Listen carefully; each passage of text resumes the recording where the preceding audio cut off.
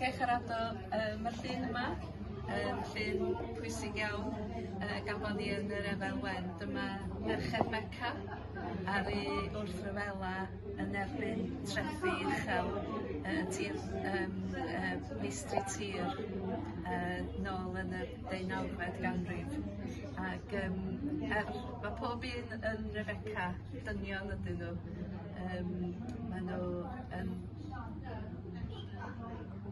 torri y tollau lle oedd pobl yn gorfod talu yn rhaid am symud o gwmpas.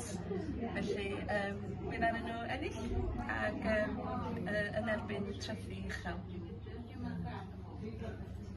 Sí, yo creo que todas las barreras se tienen que votar para que la solidaridad de verdad se conecte entre países y que no haya nada que nos pueda detener.